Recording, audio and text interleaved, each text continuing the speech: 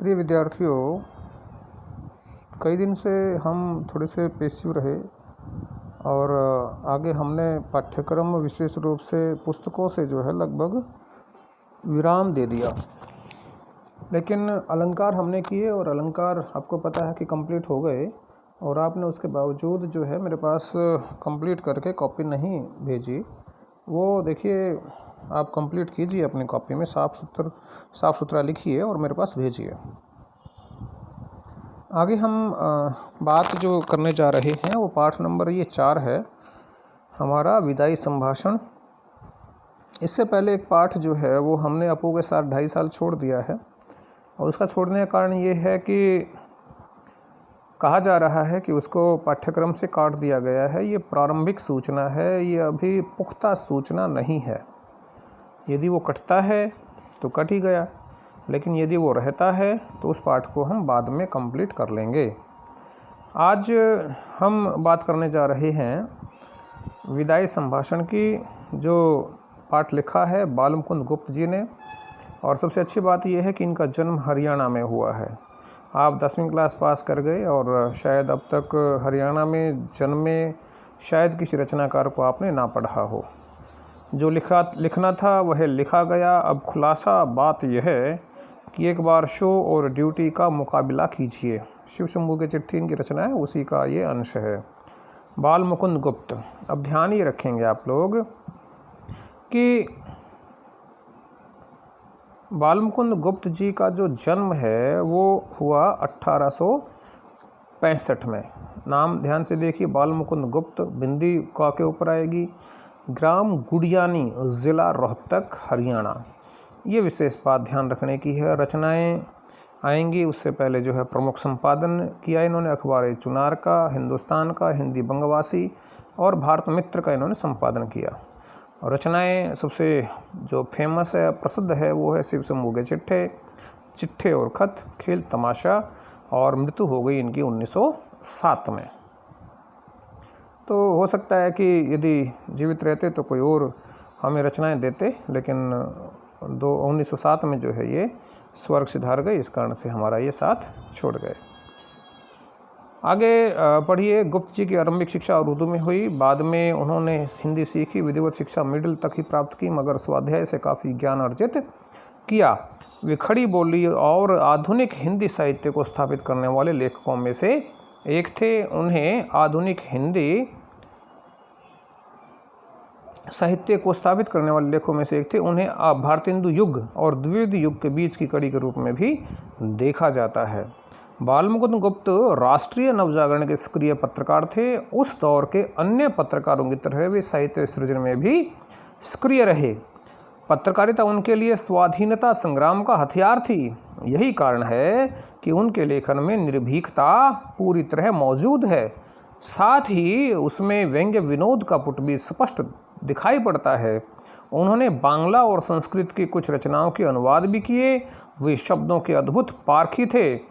अनिश्चितता शब्द की शुद्धता को लेकर उन्होंने प्रसिद्ध जो रचनाकार थे महावीर प्रसाद द्विवेदी जी, उनके साथ तर्क वितर्क किया।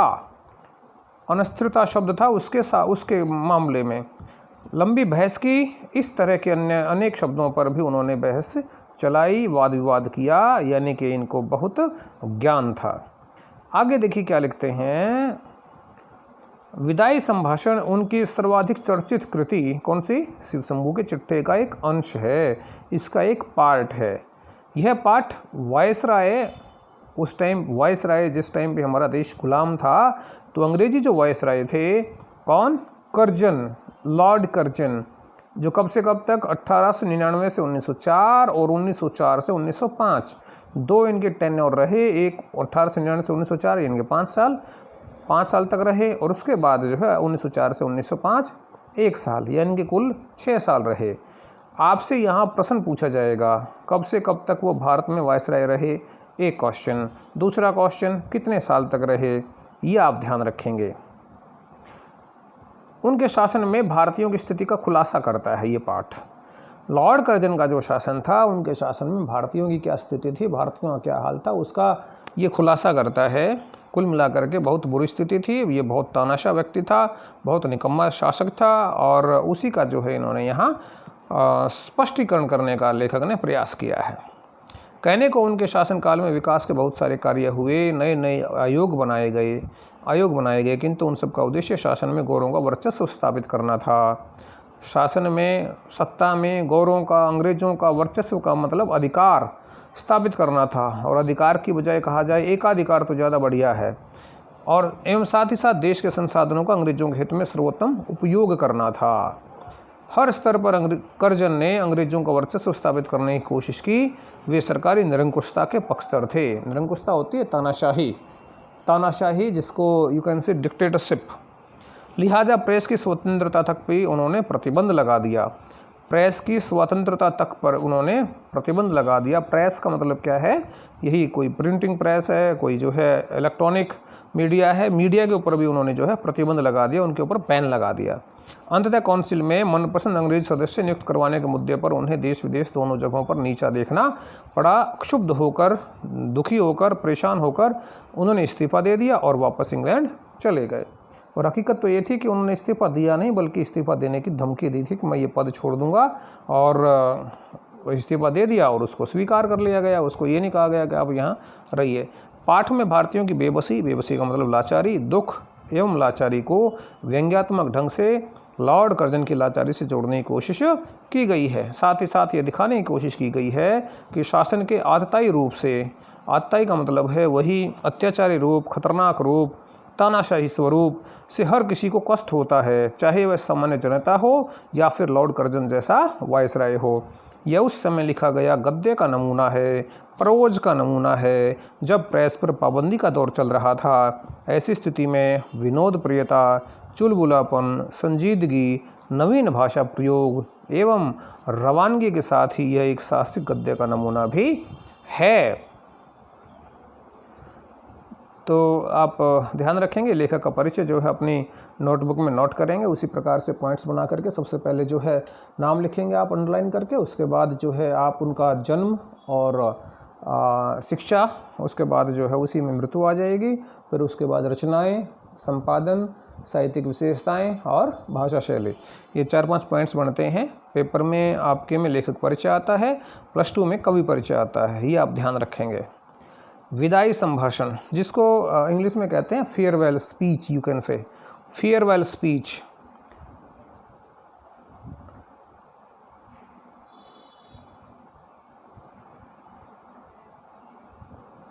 जो किसी की विदाई के समय जो है दिया जाता है। तो विदाई किसकी हो रही थी? विदाई हो रही थी लॉर्ड कर्जन की। तो लॉर्ड कर्जन की विदाई के समय जो है एक प्रकार से उसको इंगित करते हुए, उसका जो है उसको ध्यान में रखते हुए ये पाठ लिखने का प्रयास किया है। भाषा जो है वो आपको कई बार अजीब सी लगेगी, क्योंकि ये उसी प्रारंभिक गद्य का नमूना है, तो उसको आप अपने हिसाब से सेट कर लेंगे। माय लॉर्ड इंग्लिश का वर्ड है माय लॉर्ड। अंत को की जगह होना चाहिए था अंततः। आपके शासनकाल का इस देश में अंत हो गया, अब आप इस देश से अलग होते हैं। भाई आपका शासनकाल जो था, आपका जो टेन्योर था, आपका जो टाइमिंग थी, वो यहाँ से ख़त्म हो गई, और अब जो है आप इस देश से अलग होते हैं। इस संसार में सब बातों का अंत है। इससे आपके शासनकाल का भी अंत होता, चाहे आपकी एक बार की कल्पना के अनुसार आप यहाँ के चिरस्थायी वायसराय भी हो जाते। अब यहाँ इस शब्द पर आप ज़रूर गौर करेंगे, यहाँ ई का प्रयोग किया जाएगा, ई का प्रयोग नहीं होगा। चिरस्थायी का मतलब होता है सदा रहने वाला। वायसराय का मतलब होता है शासक, जिसको इंग्लिश में शायद एम्परर कहते हैं, शासक। किंतु इतनी जल्दी यह समय पूरा हो जाएगा ऐसा विचारना तो आपका ही था, न इस देश के निवासियों का था। इससे जान पड़ता है कि आपके और यहाँ के निवासियों के बीच कोई तीसरी शक्ति भी है, जिस पर यहाँ वालों का तो क्या, आपका भी काबू नहीं है। यहाँ वालों का तो क्या आपका भी काबू नहीं है। प्रश्न आएगा, अभ्यास में प्रश्न है, आप देख लेना, और यही पूछा जाएगा आपसे कि वो तीसरी शक्ति कौन है। तो आप कहेंगे कि तीसरी शक्ति यहाँ भगवान की ओर संकेत है कि भगवान के ऊपर किसी का भी काबू नहीं है। भगवान जी जो है अपने हिसाब से, अपनी मर्जी से न्याय करते हैं। और दूसरा जो आप यदि तीसरी शक्ति के बारे में बात करेंगे तो ऐसा भी आप कह सकते हैं कि यहाँ इंग्लैंड के राजा की बात की गई है, ब्रिटिश क्राउन की बात की गई है कि वो जो है आपसे ऊपर हैं। ये भी इसमें दोनों आप पक्ष ले सकते हैं। इसके बाद देखिए आप क्या कहता है, विचरण समय बड़ा करुणोत्पादक होता है। प्रश्न यहाँ से भी आएगा। करुणोत्पादक का मतलब करुणा उत्पन्न करने वाला। आपको विचरते देखकर आज हृदय में बड़ा दुख है। ये देखिए व्यंग्यात्मक लैंग्वेज है। जैसे आपने 10वीं क्लास कक्षा में पढ़ा था कि गोपियाँ जो हैं वो उद्धव को एक प्रकार से कह रही थी कि उद्धव तुम हो अति बड़भागी, अपरस रहत स्नेह तगाते नाहिन मन अनुरागी। बड़े भाग्य वाला बता रही थी उद्धव को, जबकि कहने का उनका जो तात्पर्य था वो था कि तुम अनलक्की हो, और कह रही थी उसको लक्की। तो यहाँ भी यही है कि कह तो रहे हैं क्या कि आप बड़े देखकर आज हृदय में बड़ा दुख है। दुख नहीं है, हकीकत में तो खुशी है, और कह रहे हैं दुख। माय लॉर्ड, आपके दूसरी बार इस देश में आने से भारतवासी किसी प्रकार प्रसन्न न थे। दूसरी बार आपको पता है कि 1899 से 1904, 1904 से 1905, 1905 4 से 1905 वाले में खुश नहीं थे भारतीय। वो यही चाहते थे कि आप फिर न आवें, कि आप यहाँ ना आवें, पर आप आए, और उससे यहाँ के लोग बहुत ही दुखित हुए, परेशान हुए। दिन रात यही मनाते थे कि जल्द से जल्द यहाँ से पधारें। पधारने का मतलब क्या है, जाना, कि यहाँ से आप चले जाएं। पर अहो, आज आपके जाने पर हर्ष की जगह विषाद होता है। विषाद का मतलब दुख। इसी से जाना कि विचरण समय बड़ा करुणोत्पादक होता है, करुणा उत्पन्न करने वाला होता है, बड़ा पवित्र होता है, बड़ा निर्मल होता है। माय लॉर्ड का देश देखने का, चलो इसको हम यहीं तक जो है आज समाप्त करते हैं। कल जो है हम आगे बात करेंगे। आज केवल यहीं तक। ये एक लाइन शायद इसकी रहती है, इसी से जाना कि करुणापद बड़ा पवित्र और निर्मल होता है। वैर भाव छूटकर शांत रस का आविर्भाव होता है। आविर्भाव का मतलब आगमन। तो वैर भाव जो है आपसे छूट जाता है, और उस समय आपस में जो शांति है, यानी कि जो मित्रता है, जो प्रेम है, वो बढ़ जाता है। वैर भाव समाप्त हो जाता है। कब? जब विदाई होती है। तो आज यहीं तक इस पाठ को आपको मैंने पढ़ाया है। इससे आगे जो है कल हम बात करेंगे। आप कोशिश करेंगे इस पाठ को आगे पढ़ने की, और काम जो है वो आप साथ साथ करते रहें ताकि पेंडिंग ना रहे और बाद में दिक्कत ना आए। अभी ये देखिए आप, ये है प्रश्न नंबर 5। आपके और यहाँ के निवासियों के बीच कोई तीसरी शक्ति भी है। यहाँ तीसरी शक्ति किसे कहा गया है, इस प्रश्न की मैं बात कर रहा था। तो ये भी शायद आपको समझ में आ गया है। लेखक का परिचय आज आप लिख लेंगे और पाठ को आप पढ़ लेंगे। बाकी बात कल करेंगे।